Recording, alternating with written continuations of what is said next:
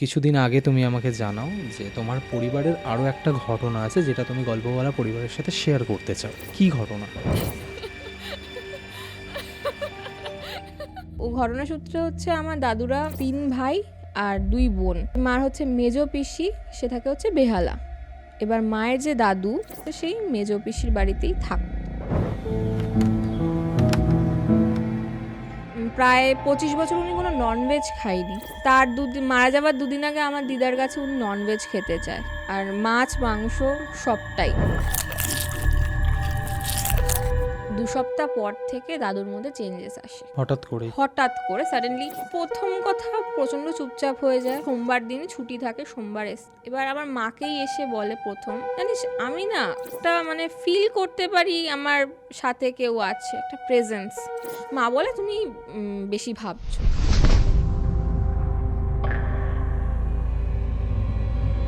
একদিন রাত্রিবেলা ঠিক 11টা নাগাদ আমরা খাওয়া দাওয়া করে জাস্ট উঠেছি, দেখি কলিং বেল বাজছে। কে এসছে এত রাত্রিরে? দেখছে দাদু। কোনোদিন অত রাত্রিরে আসার চান্স নেই বললেই চলে। এসে ঢুকেছে, বলছে আমাকে না তাড়া করছে, আমি থাকতে পারছি না ওখানে, আমি এখানে একটু শান্তির জন্য এলাম।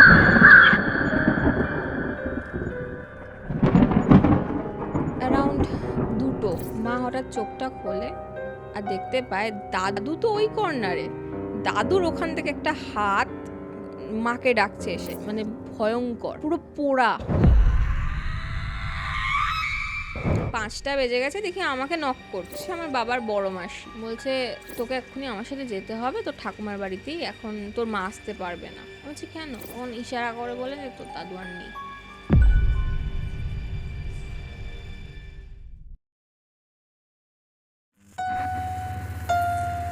গল্পওয়ালা, the real paranormal experience.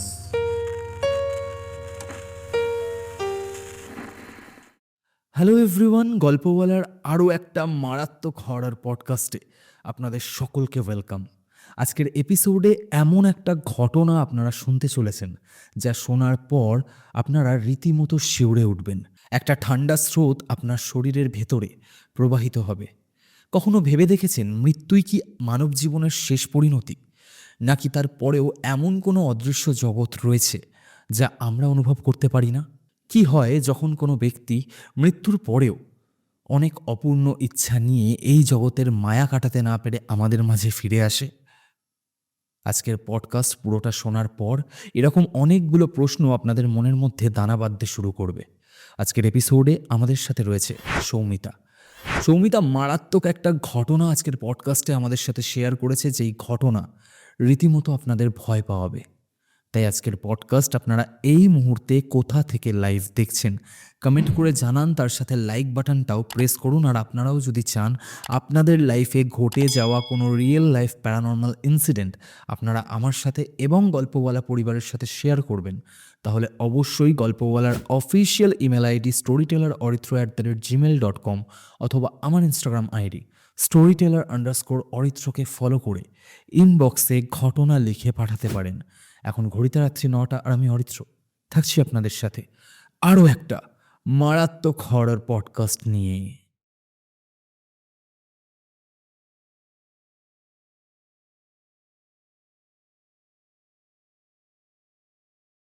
Hello Soumita, welcome back to Golpowala. Hi, কেমন আছো তুমি? আমি ভীষণ ভালো আছি, তুমি কেমন আছো? আমিও খুব ভালো আছি। তো এই নিয়ে তুমি থার্ড টাইম গল্পওয়ালাতে এসেছো। এর আগে আমরা তোমার সাথে 2টো এপিসোড করেছি এবং 2টো এপিসোডেই তুমি 2টো ভিন্ন ঘটনা আমাদের সাথে শেয়ার করেছিলে, যার মধ্যে একটা তোমার পরিবারের ঘটনা ছিল এবং আরও একটা ঘটনা ছিল যেটা তোমার মায়ের এক অ্যাস্ট্রোলজার দাদার একটা এক্সপিরিয়েন্স তুমি শেয়ার করেছিলে।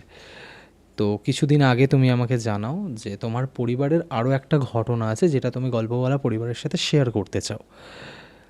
কি ঘটনা? দেখো, প্রথম যে ঘটনাটা আমি শেয়ার করেছিলাম ওটা আমার আর আমার মায়ের সাথে ঘটেছিল প্রথমত। এই ঘটনাটাও আমার মায়ের বাড়ির সাথে রিলেটেড।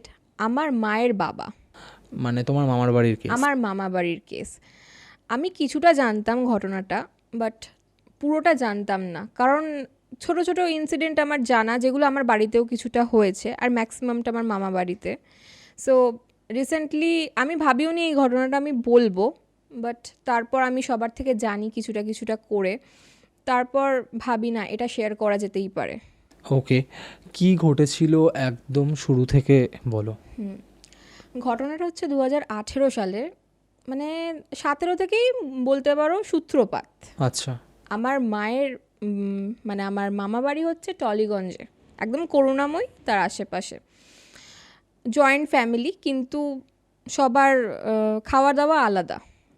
আমার মা মানে এখানে বিয়ে হওয়ার পর চলে আসে, তারপর মামা, দিদুন আর দাদু একটা বাড়ি, তার পাশের বাড়িতেই হচ্ছে আমার মায়ের জেঠু জেঠি আর তাদের ছেলেরা। কিন্তু ঘটনাসূত্রে হচ্ছে আমার দাদুরা 3 ভাই আর 2 বোন। এবার দুজন হচ্ছে পাশাপাশি থাকে, একজন দূরে থাকে, তার সাথে কোনো লিঙ্ক আপ নেই। যে মার হচ্ছে মেজো পিসি, সে থাকে হচ্ছে বেহালা। এবার মায়ের যে দাদু, মানে আমার দাদুর বাবা, সে হচ্ছে সেই মেজো পিসির বাড়িতেই থাকতো শুরু থেকে। উনি সুস্থই ছিল, কিন্তু বয়সের কারণেই হয়তো বেশ 17-র দিকে শরীরটা একটু খারাপ খারাপ হয়। সো উনি ঠিক করে যে ওনার ছেলের বাড়িতে এসে থাকবে, মানে Okay. মার জেঠুর বাড়িতে। ওকে, আর শুরুতেই বলে রাখি, আমার দাদুর সাথে বাবার মানে তার বাবার কোনো কানেকশন ভালো ছিল না। মানে তোমার দাদুর সাথে আমার- দাদুর বাবার কোনো সম্পর্ক ছিল না? সম্পর্ক ছিল বাট কানেকশন ভালো ছিল না, আচ্ছা, একটু ঝগড়া এরকম Clash ছিল। ক্ল্যাশ ছিল। সো জেঠুর বাড়িতেই থাকবে এটাই ঠিক করা হয়, ইভেন ওখানেই থাকে। এবার যতটা সম্ভব খাওয়া দাওয়ার বা কিছু যদি লাগতো আমার দিদা গিয়ে দিয়ে দিত, কারণ দিদাও তখন আমাদের বাড়িতেই থাকতে, কারণ দিদারও শরীর খারাপ, খুব একটা ভালো ছিল না। সো আমাদের কাছেই থাকতো, দাদু আর মামা থাকতো ওখানে। এবার মানে 17-র শেষের দিকে ঠিক ওনার ধরা পড়ে যে পায়ে একটা প্রবলেম হচ্ছে, মানে আমার মায়ের দাদুর। ডাক্তার দেখিয়েছে, এবার টেস্ট করানো হয়, বায়োপসিও হয়, ক্যান্সার ধরা পড়ে পায়ে। সেই রিলেটেড খুব বেশি দিন ওনার স্টে করেনি উনি। ওই ধরো তোমার 2018 জানুয়ারি মাসের 22 তারিখ মারা যায় উনি। তোমার মায়ের দাদু? হ্যাঁ, সেটাও বলছি, তার আগে, তার 2 দিন আগে ঠিক যে মানুষটা পুরোপুরি ননভেজ খাওয়া ছেড়ে দিয়েছিল, প্রায় 25 বছর উনি কোনো ননভেজ খায়নি, তার মারা যাবার 2 দিন আগে আমার দিদার কাছে উনি ননভেজ খেতে চায়, আর মাছ মাংস সবটাই। সো আমার দিদুন করেও দেয়, খেয়েছিল, খেয়ে মানে রান্না করে দিয়ে দিদুন আবার আমাদের বাড়িতে চলে এসেছিলো, খাওয়া দাওয়া করে 2 দিন পর, ওই 2 দিন আগে ওনাকে আবার ন্যাড়া করানো হয়। কেন? রিজন জানি না, বাট করানো হয়, যেহেতু উনি ওনার মেয়েদের কথাই বেশি শুনতো, সো মেয়েরা যেটা বলেছে সেটাই করা হয়েছিল। 2 দিন পরে দুপুরবেলা খাওয়া দাওয়া যথারীতি করে উনি ঘুমিয়েছে ঠিক 2:30 নাগাদ। এবার 4টের সময় যখন জেঠি চা দিতে যায়, তখন দেখে যে কোনো রেসপন্স নেই, মানে উনি ঘুমের মধ্যেই কখনো মারা গেছে এরকম হবে। সো জেঠি সবাইকে ডাকাডাকি করে, আমার দাদু বাড়িতেই ছিল, মামা ছিল না সেই টাইমে। আর দিনটা ছিল ঠিক সরস্বতী পুজোর আগের দিন, শুক্রবার, সরস্বতী পুজো শনিবার পড়েছিল। এবার দাদু না আমাদের বাড়িতে আসতো ওই টাইমটাতে, মানে সোমবার করে দাদুর ছুটি থাকতো, মানে আমার দাদু। সেদিন দেখি, এবার আমি আমার কথাটা বলছি, যখন আমি জানতে পারলাম, আমরা তো এখানেই গড়িয়াতে, 5টা নাগাদ দেখি দাদু নক করছে আমাদের বাড়িতে। সো ঠিক আছে, নক করছে, খুললাম, খুলে দাদুকে দেখেই প্রথম একটা মনে হলো যে কিছু একটা হয়েছে, কিন্তু তারপর দাদু বলে যে মাকেই বলে যে তোর দাদু মারা গেছে। ঠিক আছে, সেটাও মানলো, মা বললো বসো, আমরা একসাথেই যাব, মানে মা বাবার মাসি, মানে মার বাবা মানে দাদু, মার মাসি একসাথে যাবে। দাদু তখন থেকেই একটা কথা বলা শুরু করে যে বাবার কোনো কাজ আমি করব না। কেন? ওই ক্ল্যাশ ছিল একটা, মানে অ্যাকচুয়ালি আমি বলছি ঘটনাটা পুরোটাই, যে 5 ভাই বোনের মধ্যে প্রায়োরিটি কখনোই আমার দাদু ছিল না ওনার বুঝতে কাছে। পেরেছি। এটাই হচ্ছে মূল ঘটনা, তার জন্যই দাদু ওই কথাটাই বলা শুরু করেছে আমি করবো না কাজ। ইভেন আমাদের বাড়িতে বসে সেই টাইমে উনি ননভেজ খায়। আচ্ছা, মানে নিজের বাবা মারা যাওয়ার হ্যাঁ, খবর পরেও? শোনার পরেও ওকে। মা যথারীতি না করে যে করো না, এরকম রাগারাগি হতেই পারে, কিন্তু মানুষটা তো আর নেই, সো কাজটা করে নাও, তারপর তুমি যা ইচ্ছা করো। কিন্তু উনি একটা জেদ করে যে না আমি করব না। আর আমার দাদু এমন মানুষ ছিল, খুবই নিরীহ শান্তশিষ্ট, কিন্তু যদি একবার কোনো জিনিস বলে যে আমি এটা করব না, কেউ করাতে পারবে না। সো যেতেও চাইছিল না, ইনফ্যাক্ট আমাদের বাড়িতেই থাকতে চাইছিল, বলেছিল যে তোরা চলে যা, আমি এখানেই থাকবো, মানে আমার সাথে। যাই হোক, বুঝিয়ে সুঝিয়ে নিয়ে যাওয়া হয়। তখন অলরেডি মানে মার দাদুকে সাজানো কমপ্লিট, ওখানেই স্মৃতি শ্মশানে নিয়ে যাবে। এবার দাদু গিয়ে ডিরেক্টলি বাড়ি ঢুকে যায়, আর বেরায়নি। ওই অসুজের জামা কাপড় অবস্থায়, মানে তখনও নিয়ে যাওয়া হয়নি, ওই জামা কাপড় অবস্থাতেই ঢুকে যায় বাড়িতে, আর বেরায়নি। এবার দিদুন ওরা সবাই বলে, সবাই পাড়ার লোকও ইনফ্যাক্ট বলে যে যাই হোক কাজটা করে নাও, করেনি। আর কি করবে, কতক্ষণ ফেলে রাখবে, তাও 4-5 ঘন্টা রেখেছিল। তারপর নিয়ে গেছে, নিয়ে যেতে ধরো তোমার ওই অ্যারাউন্ড 9:30 বেজে গেছে।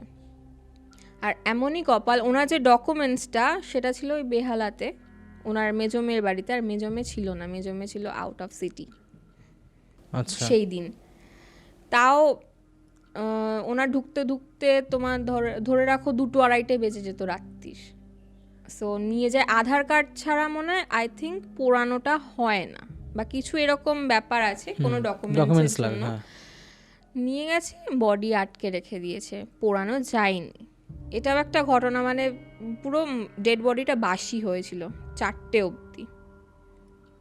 সেই দিনটা পুরো, রাত্রিটা পুরো 4:30-5টা নাগাদ পোড়ানো হয়।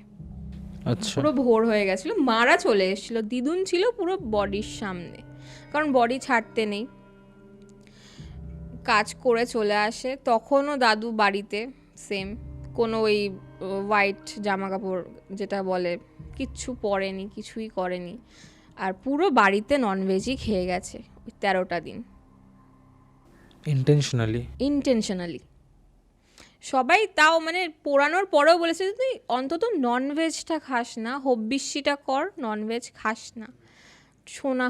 শোনেনি। আর ওই অবস্থাতেই কাজও করেছে, মানে যা ওনার কাজ সব, বাইরে ঘোরাঘুরি, রাত্রির অবধি বাইরে থাকা, ড্রিঙ্ক করতো আমার দাদু, সেটাও করেছে। 13 দিন পর যখন কাজ হয়, ন্যাড়া হওয়া, চুল ছাড়া, ওসব কিছুই করেনি। 13 দিন পর কেটে গেল টাইম, তার 2 সপ্তাহ সেরকম কিছু হয়নি, ইভেন ওই ওষুধ চলাকালীনও কিছু হয়নি। ঠিক 2 সপ্তাহ পর থেকে দাদুর মধ্যে চেঞ্জেস আসে, হঠাৎ করে কি চেঞ্জেস? প্রথম কথা, প্রচণ্ড চুপচাপ হয়ে যায়। আমাদের বাড়িতে তো আসতো, এই ব্যাপারগুলো আমি পরে জেনেছি যে ওষুধ মানেনি, এগুলো আমি হালকা হালকা জানতাম, পুরোটা ডিটেলসে জানতাম না, এগুলো আমি জানার পর। এবার আমাদের বাড়িতে একদিন এসছে, ওই চলাকালীন আসেনি, 2 সপ্তাহ পর এসছে, সোমবার দিন ছুটি থাকে, সোমবার এসছে। এবার আমার মাকেই এসে বলে, প্রথম মাও জব করতো, মা আসলো, মা আসার পর বলছে জানিস আমি না একটা মানে ফিল করতে পারি আমার সাথে কেউ আছে, একটা প্রেজেন্স। মা বলে তুমি বেশি ভাবছো। প্রথমে কিছুই বলে না, আর মানে পরিবর্তনটা কি, প্রচণ্ড চুপচাপ। যে মানুষটা আমার সাথেও প্রচণ্ড, দাদুও এরকম হরর স্টোরি, ভূতের গল্প বলতে খুব ভালোবাসতো। সো খুব চুপচাপ, নিজের মতো নিজে, কি করছে, কখন খাচ্ছে, কোনো ঠিক নেই। Behavioural issues and change issue, এটা খুব তাড়াতাড়ি আরেকটা চেঞ্জেস আসে, শরীর প্রচণ্ড খারাপ হতে থাকে। যে মানুষটা মানে মোটা সোটা বেশ, হঠাৎ করে উইদিন 1 উইক প্রচণ্ড রোগা হয়ে গেছে, আর উইথ কাশি প্রচণ্ড, খাওয়া দাওয়া করছে না, কিছুই না, আর অকারণে ঝগড়া করছে, বাড়িতে থাকবে না কিছুতেই। আমাদের বাড়িতে থাকলেও রাত্রিরে থাকতে পারছে না। তারপর শরীর খারাপ হচ্ছে এরকম করে 1 মাস কেটে গেল। 1 মাস কেটে যাওয়ার পর উনি আর না পারছে না, এতটা কাশি হয়ে যাচ্ছে, আর ওনার শরীরের রঙটা পুরো চেঞ্জ, মানে একটু কালো টাইপের রং হয়ে যাচ্ছে বডিতে। উনি নিজেই কি করে, হসপিটাল চলে যায়, হসপিটালে গিয়ে চেক আপ করায়, অ্যান্ড চেক আপ করানোর সময় গলা থেকে বায়োপসির জন্য কিছু স্যাম্পেল নিয়ে নেয় হসপিটালেই। ওনাকে জানানো হয়েছিল কি, উনি সাইন করেছিল জানি না, আমাদেরকে কিছু জানায়নি, একজন বন্ধুকে নিয়ে চলে যায়, এসব করে আসে। But out of nowhere biopsy করতে দিয়েছে? হ্যাঁ, আমরা জানি যে নর্মাল রেগুলার চেক আপ হয়তো করাতে গেছিলো, কারণ এসে বলেছিল যে আমার এরম কাশি হচ্ছে, আমি তার জন্য গিয়ে ডাক্তার দেখিয়ে এসেছি। বলছে রিপোর্ট করতে দিয়েছে, আমরা ভেবেছি হয়তো ব্লাড টেস্ট করতে দিয়েছে। এবার রিপোর্ট আনতে গেছে, তখন দেখছি যে বায়োপসি অলরেডি হয়ে গেছে। উইদিন তোমার নেক্সট ডেও দেয়নি, প্রায় অনেকটা দিন পরেই দিয়েছিল রিপোর্ট। 48 ঘন্টার আগে দেয় না? হ্যাঁ, অনেক দিন পরেই, 2-3 দিন পরেই পেয়েছিলাম। এবার মাই নিতে গেছিলো রিপোর্ট, আর রিপোর্টে পুরোপুরি ছিল যে ক্যান্সার ফার্স্ট স্টেজ। তোমার দাদুরও? আচ্ছা, ফার্স্ট স্টেজ মানে দাদুর বাবা মারা যাবার 1 মাসের মধ্যে কার্সিনোমা ক্যান্সার ফার্স্ট স্টেজ। খুবই ছোট ছিল ক্যান্সারটা। সেটার পর ওনার না তখন একটা মনোভাব এসে গেছিলো, ঠিক আছে মরে যাব, কোনো দরকার নেই বাঁচার। দাদু একটাই কথা বলতো, যে মানুষটা বাঁচতে এত ভালোবাসতো, জাস্ট 49 ছিল তখন, বলছে মরে গেলে মরে যাব, কোনো অসুবিধা নেই। এরকমই একটা আবভাব ওনার। তখন ক্যান্সার ধরা পড়ার পরেও কোনো কিছু মানতো না, ড্রিঙ্ক করতো, অস্বাভাবিকই করতো।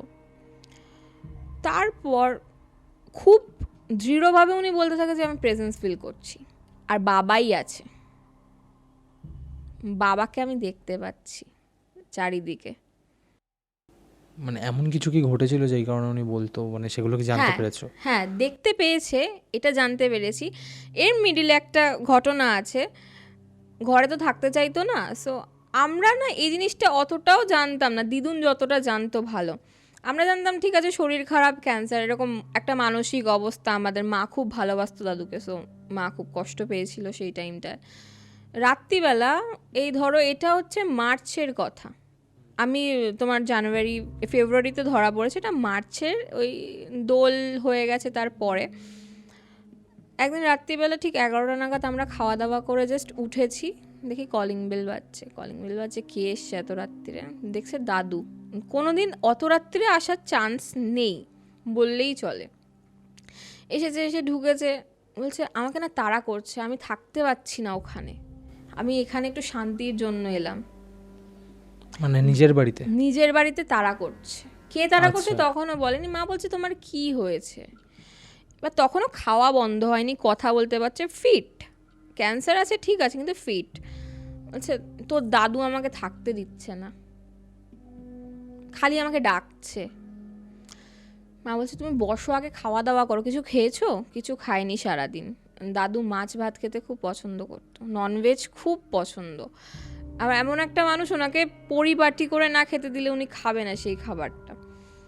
এবার যথারীতি সেদিন ওনার ফেভারিটই খাবার দাবার হয়েছিল, দিয়েছে, খেতেও পারেনি, 2 কামড় মতন খেয়েছে। খেয়েই বলছে আমাকে দেখছে, এরকম একটা সাইডে তাকে আমাকে দেখছে। মা বলছে কি হয়েছে, কে দেখছে? কেউ তো নেই। এবার আমার বাবা মজা করলো যে কিছু হয়নি, আপনি খেয়ে দিয়ে ঘুমিয়ে পড়ুন, সকালবেলা আমি ওর মাকে নিয়ে চলে আসবো এখানে, আপনারা থেকে যাবেন 1 সপ্তাহ মতন, ওখানে প্রবলেম হচ্ছে, সো এখানে থেকে যাবেন। এবার সবাই শুয়েছি। দেখো আমাদের খাটটা না, আমরা আড়াআড়ি শুতাম, মানে চওড়ায় শুতাম। আমি মিডিলে, মা হচ্ছে এই কর্নারে, আর দাদু হচ্ছে লেফটের কর্নারে, যেখানে লাইটের সুইচটা ছিল। এবার দাদু শুয়েছে। দাদু ইউজুয়ালি শুলে না আমি দাদুর কাছে গল্প শুনতে চাইতাম। সেদিন না আমিও কিছু বলিনি, আর আমিও শুয়ে পড়েছি। মা মোবাইল দেখছিল অ্যারাউন্ড 1টা। এবার মাও মোবাইল দেখতে দেখতে তন্দ্রা এসছে, এরকম ব্যাপার। আমারও একটু, আমি ঘুমিয়েই পড়েছি বলতে গেলে, তখন ছোট অনেকটাই। অ্যারাউন্ড 2টো মা হঠাৎ চোখটা খোলে আর দেখতে পায় দাদু তো ওই কর্নারে, দাদুর ওখান থেকে একটা হাত মাকে ডাকছে এসে। মানে দাদুকে ধরো আসতে গেলে টপকে আসতে হবে বা আমাকে ক্রস করে ডাকতে হবে, কিন্তু ওইখান থেকে হাতটা ডিরেক্ট মাকে ডাকছে। আর হাতটার স্ট্রাকচার ছিল পুরো মানে ভয়ঙ্কর, পুরো পোড়া। এটা তোমার মা দেখেছে? মা দেখেছে।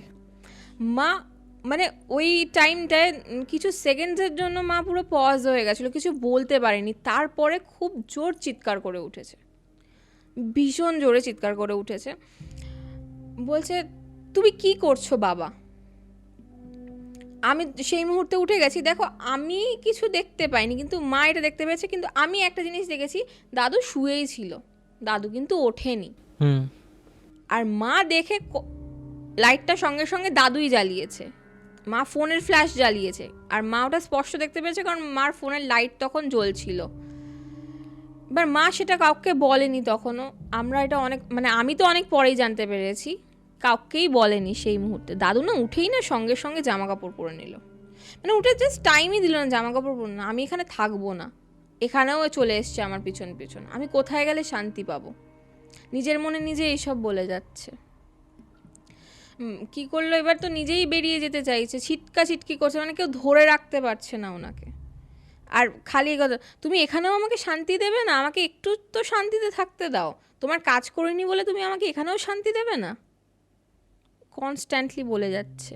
মানে এমন করছে যেন ওখানেই কেউ দাঁড়িয়ে আছে তার সাথেই কথা বলছে, আমরা আমাকে একটা কথা বলো, তুমি বললে তোমার মা দেখতে পেয়েছিলেন যে তোমার দাদু শুয়ে আছে, বাট ওখান থেকে একটা হাত তোমার মায়ের দিকে এসে তোমার মাকে ডাকছে, ওকে, বাট তৎক্ষণাৎ তোমার মা চিৎকার করে ওঠে, বাট তখন তোমরা তোমার মাকে জিজ্ঞেস করোনি যে সে কী দেখেছে?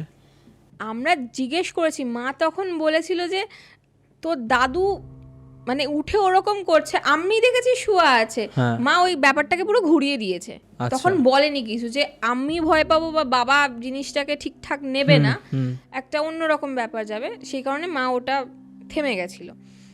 সো রেডি হয়ে এবার নিজেই তালা খুলছে যে বেরিয়ে যাবে, কিন্তু বেরানো তো যাওয়া যায় না। এবার আমার মাসি হচ্ছে আমার পাশেই থাকে, মাসিকে ফোন করে, মেশো আসে, তখন উবার বুক করে দাদুকে দুজন মিলে মানে আমার বাবার মেশো মিলে নিয়ে যায়। সেই তখন এবার দিদুনকে ফোন করে, এবার দিদুনের কাছ থেকে স্টোরিটা আমরা শুনতে পাই, উনি সারা দুপুর দিদুন ছিল, দিদুনকে খুবই প্রবলেমে ফেলেছে দাদু, যে ঘরে থাকতে দিচ্ছে না, দিদুনকে নিয়ে বেরিয়ে যাচ্ছে, সারাক্ষণ আমার সাথে সাথে থাকো, কোথায় কোথায় না, টলিগঞ্জের এমন কোনো জায়গা নেই উনি যায়নি সেখানে, মানে কোথাও গিয়ে উনি শান্তি পাচ্ছে না, সব জায়গায় উনি দেখতে পাচ্ছে, ইভেন দিনে, সকালে, রাতে, বিকালে, সব সময় তাড়া করছে ওনাকে।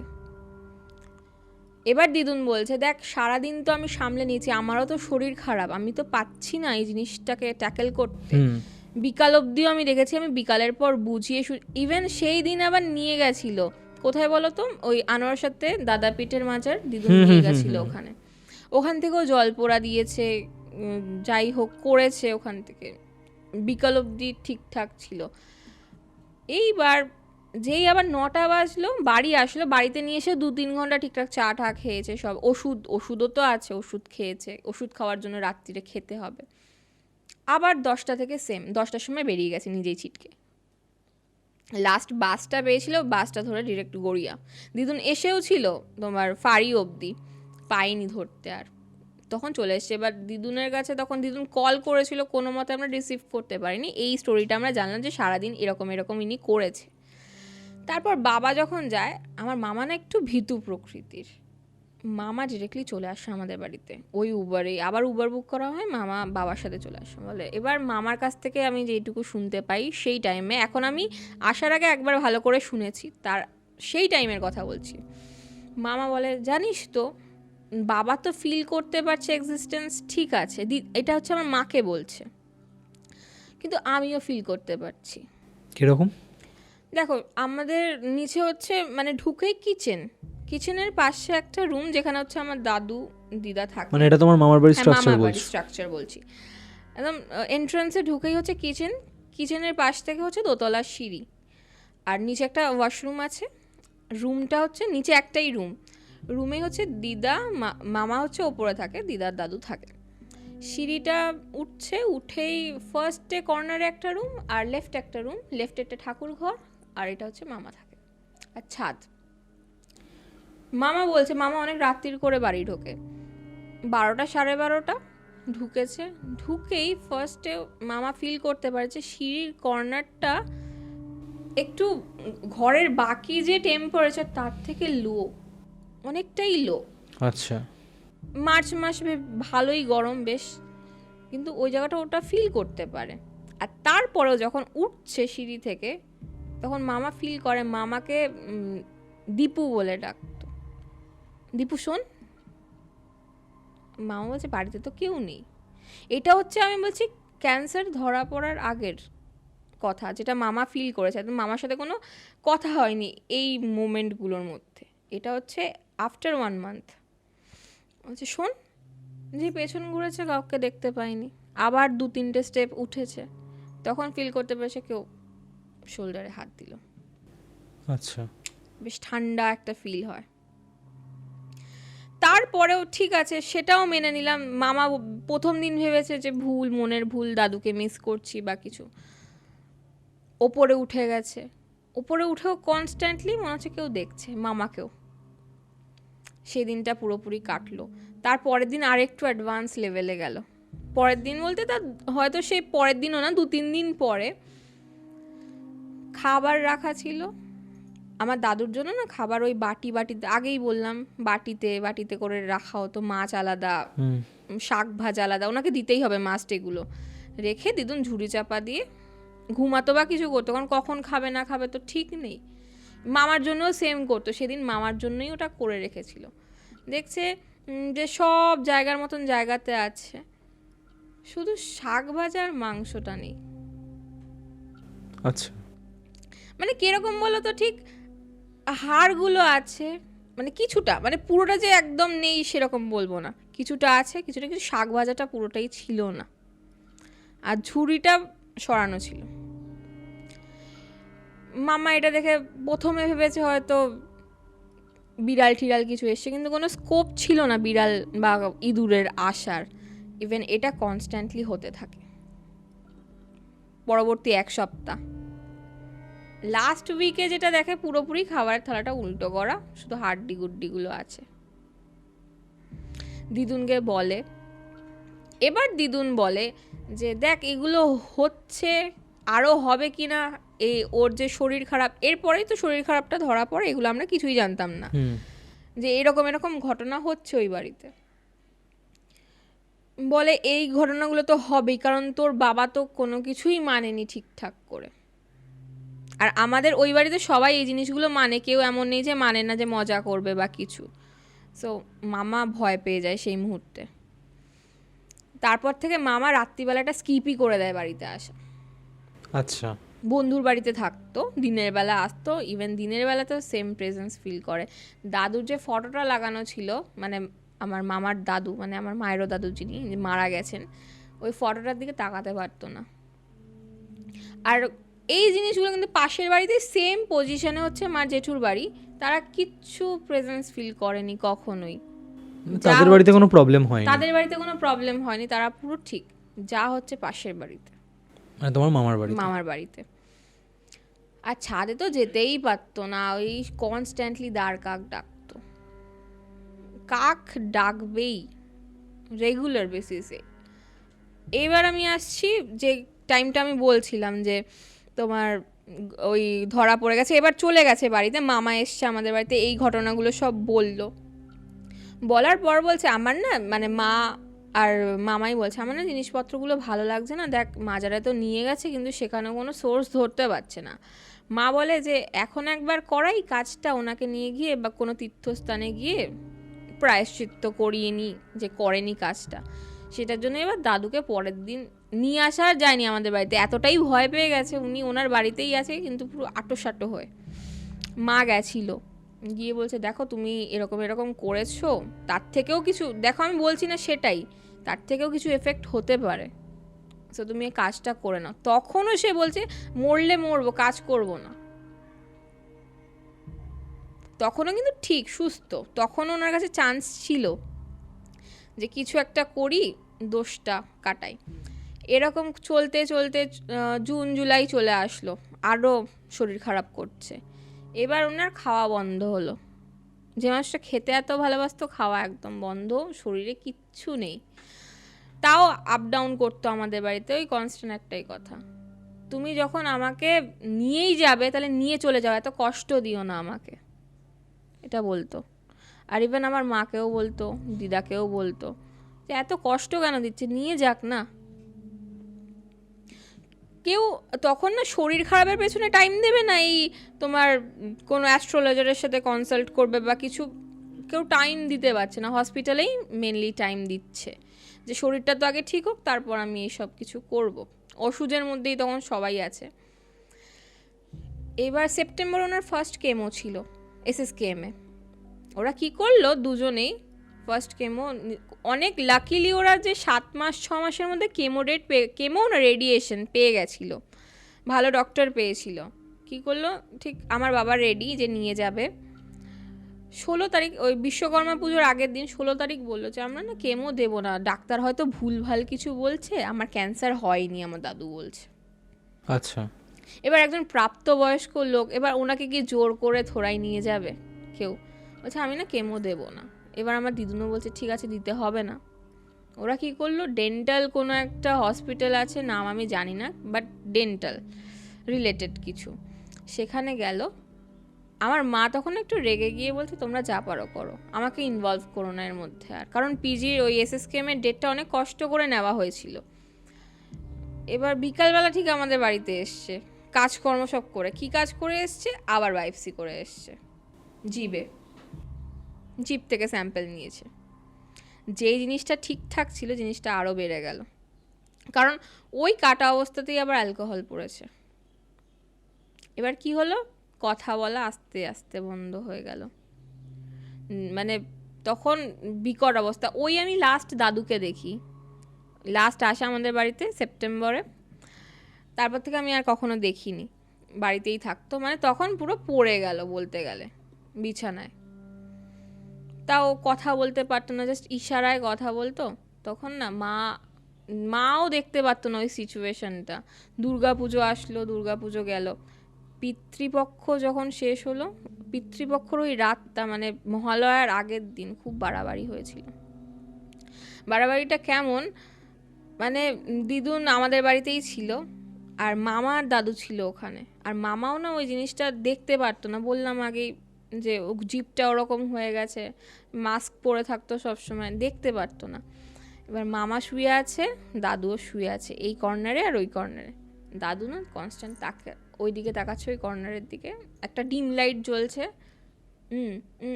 করেই যাচ্ছে কনস্ট্যান্টলি। মামা বলছে কী হয়েছে, তুমি জল খাবে? না, মানে মাথা নাড়াচ্ছে এরকম। তারপর হাতটা তুলে ফটোটার দিকে দেখাচ্ছে, ওখানে হচ্ছে ফটোটা ছিল আর ওই কর্নারটা, ফটোটার দিকে একবার দেখছে, কর্নার।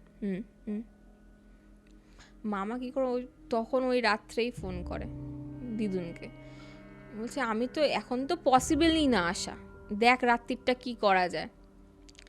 ছাদে প্রচণ্ড মানে আওয়াজ, ওই রাত্রেই দাপাদাপি হচ্ছে রীতিমতো, আর সিঁড়ি থেকে কনস্ট্যান্ট।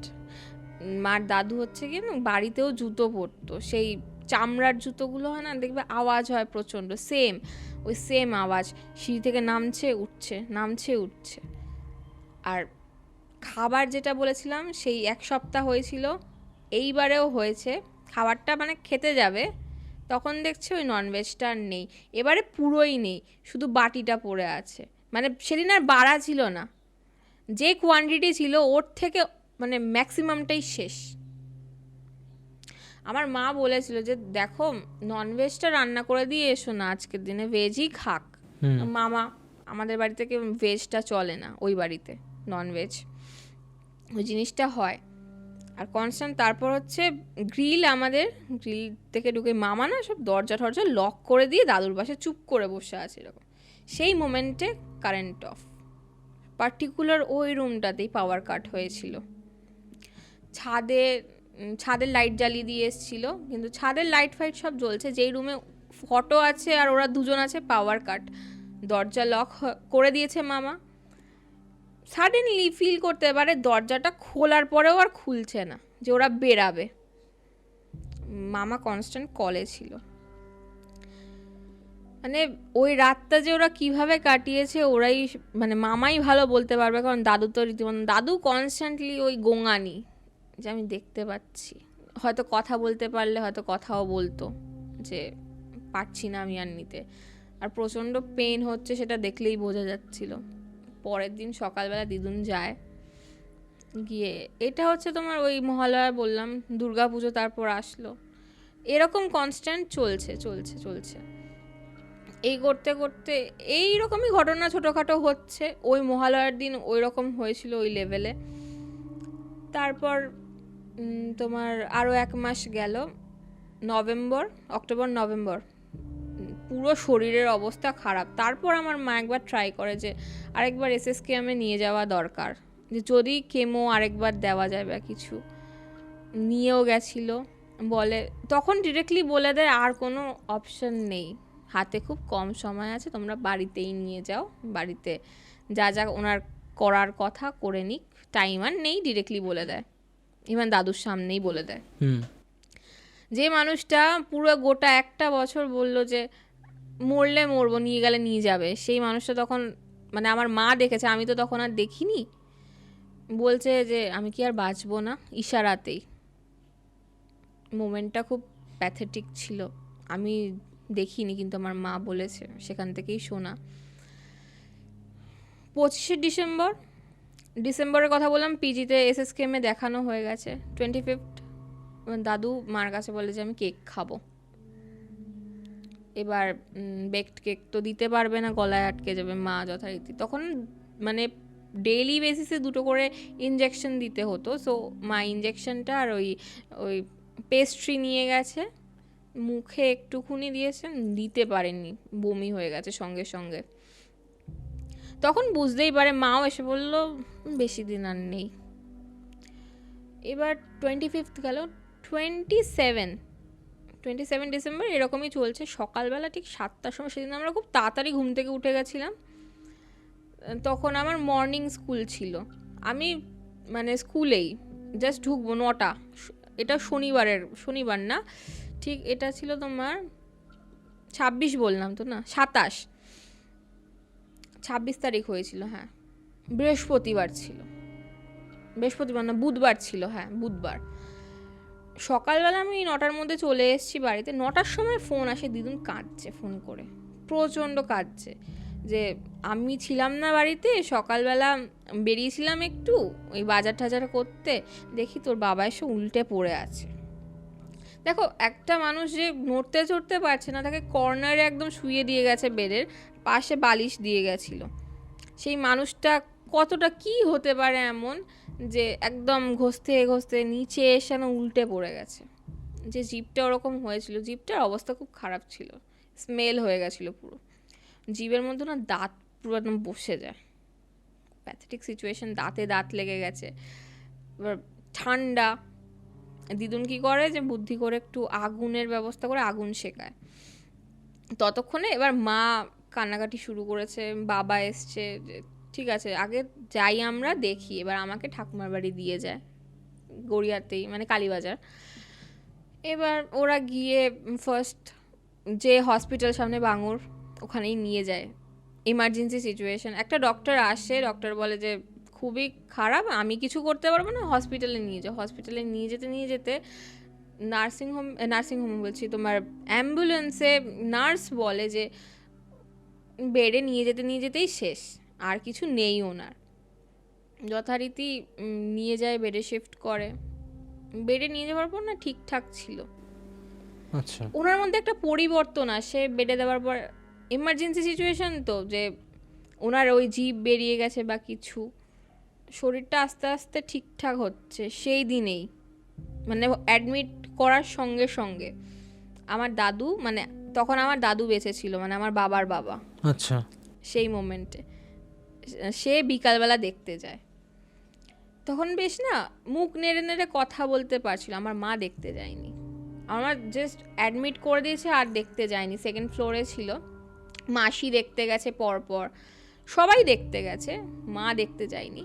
আর উনি ঠিক বিকাল অবধিও ঠিকঠাক ছিল, ঠিক 8টা দিয়ে উনি না সবার ওপর একটা রাগ শুরু করে, কাউকে দেখতে পারছে না উনি আর, কারণ উনি চেয়েছিল মা যাক, মাকে খুব ভালোবাসতো। 3জন মানে আমার মামা আর মাসি, মাকে খুব ভালোবাসতো সবচেয়ে বেশি, মাকে দেখতে চেয়েছিল। সেই মোমেন্টটাতে দেখতে পাইনি, মা সেই রাতেও যায়নি। আর মার প্রচণ্ড শরীর খারাপ হয়ে যায়, সেই রাতটা মা চলে আসে বাড়িতে, আমি আসিনি, মা ছিল। মা ঠিক পরের দিন বলে তোরা একটু রাতটা জেগে দে, আমি সকাল সকাল চলে যাব। মা ঘুমিয়ে 7টার দিকে চলে গেছে। এবার 7টার দিয়ে পুরো বসে আছে। আমার দাদু সেই দিন বিকালবেলা এসে আমাকে যে এইটুকু বললো, মানে আমার বাবার বাবা, যে দেখ তোর দাদু যেরকম সিচুয়েশন, সবাই বলছিল যে মুখ ফুক ওরকম হয়ে গেছে, স্মেল আসছে, সেরকম কিন্তু আমি কিছু দেখলাম না। আমি তোকে দাদুকে যেমন দেখেছিলাম ঠিক তেমন আমি দেখতে পাচ্ছি, মানে ঠিক তখন থেকে 10-20 বছর আগে যেরকম ছিল দাদু, ঠিক অ্যাজ ইট ইজ। রং, গায়ের রং, মুখের অভিব্যক্তি সব চেঞ্জ, আর নর্মাল মানুষ, শুধু কথাটাই বলতে পারছে না। এইটুকু শুনে আমি বলছি তাহলে হয়তো ভালো হয়ে যাবে, দেখো ওখান থেকে রিলিজ করে দেবে, কেমোথেরাপিটা হবে, অনেকেই ক্যান্সারের পেশেন্ট আছে, সবাই ঠিক হয়ে যায়, এটাও হবে। আমি একটা হোপ পেলাম। আমি সেদিন তোমার সকালবেলায় বাড়ি চলে এসেছিলাম, কারণ আমি জানি মা দুপুরের দিকে বা বিকালের দিকে চলে আসবে। সো আমি বাড়িতে চলে এসেছি, আমার বাড়িতে, ঠাকুমার বাড়ির থেকে। এবার আমি 5টা বেজে গেছে তখন, আমি আমার কথাটা বলছি, পরে অন্যটা বলবো। 5টা বেজে গেছে, দেখি আমাকে নক করছে। নকটা কে করেছে? আমার বাবার বড় মাসি, আমার ঠাকুমাই। বলছে তোকে এক্ষুনি আমার সাথে যেতে হবে, তোর ঠাকুমার বাড়িতেই, এখন তোর মা আসতে পারবে না। আমি বলছি কেন? তখন ইশারা করে বলে যে তোর দাদু আর নেই। আমি ব্যাপারটা ঠিক যে মানুষটা সুস্থ হয়ে গেছিলো আগের দিন, সেই মানুষটা আর নেই, ঠিক বলছো? তখন আমার কাছে ফোন ছিল না, সো আমি মাকে ফোন করি ওখান থেকে। মা তো কথা বলার অবস্থায় নেই। বাবাকে ফোন করলাম, বললো দেখ 2টো নাগাদ, 2টো না ঠিক 1:30টা নাগাদ আরেকবার তোর মাকে দেখতে চেয়েছিল। ইভেন এটা আমি পরে রিলেট করতে পারি, ওই 2 দিন যে উনি স্টে করেছিল হসপিটালে আমার মাকে দেখার জন্যই। 1:30টার সময় দিদুন একবার গেছে হরলিক্স খাওয়াতে, গিয়ে খাইয়েছে, তখনও দেখতে চেয়েছে মাকে। তারপর দিদুন নিচে চলে আসে, তারপরেই অ্যানাউন্স করে যে অমুক পেশেন্টের বাড়ির লোক আসো। যাওয়ার পর দিদুন লাস্টে দেখতে পায় দিদুনকে দেখি মারা গেছে।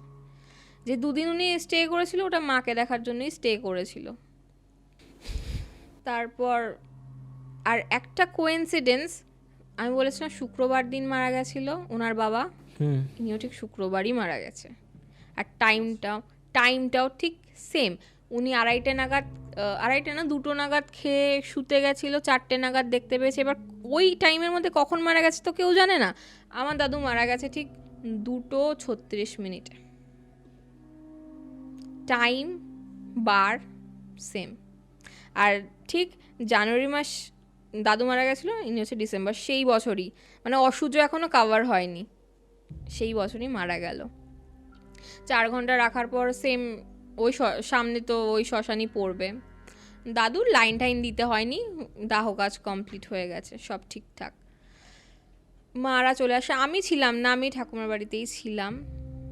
ঠিক 12টা 12:30টার দিকে, প্রচণ্ড ঠান্ডা, বুঝতেই পারছো। বাবা স্নান টান করে গিয়ে গরম জল করে দেয়, মা গরম জল, আমাদের না বাড়ির উঠোনটা, ঠিক উঠোনে একটা কল ছিল, ওই কলেই স্নান করে নেয়, মাকে গরম জল দেয়, স্নান করে ঢোকে। 1:30টা এরকম হয়ে যায়। গল্প করতে করতেই, কান্নাকাটি করতে করতে ঘুমিয়ে পড়ে মা, বাবাও ঘুমিয়ে পড়ে, টায়ার্ড ছিল। 3টের সময় প্রচণ্ড কুকুর চিৎকার করছে বাড়ির আশেপাশে, আমাদের বাড়ির আশেপাশে, মানে দাপড়াদাপড়ি করে, মানে আমাদের ছোট ছোট পাঁচিল, ওই পাঁচিল থেকে হেঁটে হেঁটে ক্রস করছে পুরো কুকুর। আর মানে এবার বোঝো ব্যাপারটা, ওরকম সিচুয়েশন, ফ্যান চলছে না, কীরকম আওয়াজটা তীব্র। মা শুনতে পায়, আমার মাকে সরমা বলে ডাকতো দাদু। আচ্ছা, এইভাবেই ডাকতো দাদু, সরমা দরজা খোল, আমি এসছি, তাড়াতাড়ি দরজাটা খোল। ওকে। এটা মা শুনতে পায়। ইভেন একবার না, সেকেন্ড টাইম বলে সরমা দরজা খোল, একবার দুবার নক হয়, দরজা খোল, একই রিদমে নকটা হয়। সেকেন্ড টাইম মা চুপ করেছিল, থার্ড টাইম ডাকে দরজাটা খোল না, কতক্ষণ দাঁড়িয়ে থাকবো। এবার মা বাবাকে ডাকে, মানে রেসপন্স করেনি কিন্তু ডাকে, কিন্তু এমন মা ফিল করছিল যে রেসপন্স করেই দরজাটা খুলি দেখতে পাবো। বাবাকে ডাকে, বাবা বলে চুপ, কোনো কথা বলবে না। বাবা ডিরেক্টলি আমার ঠাকুমাকে ফোন করে, তখন আমরা না জেগেই ছিলাম। এইবার আমি যেটুকু, এবার আমার গ্লিমসটা বলছি, আমি শুনতে পাই, আমার দাদু তো গেছিলো শ্মশান অব্দি গেছিলো, দাহ কাজ করে এসছে, পুরোপুরি স্নান টান করে উঠেছে। আমাকে দাদু বলছে জানিস সুমি, তুই বুঝতে পারবি না, তুই তো দেখিসনি তোর দাদুর ওই অবস্থা যখন জিভ ঠিপ বেরিয়ে গেছিলো। আমি গিয়ে দেখলাম শ্মশানে পুরো যেই মানুষটা, যেরকম আমি তোর দাদুকে 10-15 বছর আগে দেখেছিলাম, সেম মানুষ, জিভ ঠিপ কিচ্ছু বিকৃতি নেই, পুরো অ্যাজ ইট ইজ। মানে কোনো ব্যাপারই না, দেখলে মনে হবে দেখলে ঘুমোচ্ছে। মানে ঘুমোচ্ছে এরকম। আমি এত কিছু শুনলাম, শুনে জাস্ট শুয়েছি। আমরা না এই নিয়েই কথা বলছিলাম, কথা বলতে বলতে তখন দেখি মা ফোন করছে ঠাকুমাকে। ঠাকুমা ফোন তুলে বলছে কি হয়েছে, তখন এরকম এরকম বাবা বললো যে এরকম এরকম ডেকেছে উইথ নখ, উইথ এরকম কুকুর কনস্ট্যান্ট চিল্লাচ্ছে। এবার বলছে যে এটা হবে, ওকে ভালোবাসতো তো, ইভেন তোদের বাড়িতেও এসছিল, আসতো, সো আসবে, কোনো ব্যাপার না সেটা, শুধু ওকে রেসপন্স করতে বারণ করবি, আর মাথার নিচে একটা দা বা সাঁড়াশি এই টাইপস কিছু একটা নিয়ে শুতে, মানে লোহা নিয়ে শুতে বল। সো মা ওই দা ছিল, ওই দা নিয়েই ঘুমিয়েছে, সারা রাত তো ঘুমাতে পারেনি, আর দিনের বেলাটা ঘুমিয়েছে। ঘুমানোর পর সকাল দিয়ে মোটামুটি ঠিকঠাক 3 দিনে কাজ হয় মেয়েদের। আমি সেদিন সকালবেলাই চলে আসি। মা এরকম আমাকে পুরো স্টোরিটা, এবার যেটা আমি তোমাকে এতক্ষণ বললাম সেটা মা আমাকে সেই টাইমেই বলে দেয় যে এরকম এরকম এরকম হয়েছে। সারাদিনটা শুনি, শোনার পর বলি আর কি বা করা যাবে। এইবার আমার মাসির বাড়িতে হয়, মানে রাত্রিটা কেটে গেল, রাত্রিরে আমার মাসি কিছু ফিল করেনি। সেকেন্ড দিন রাত্রির না, দুপুরবেলা মাসি স্নান করতে গেছে বাথরুমে,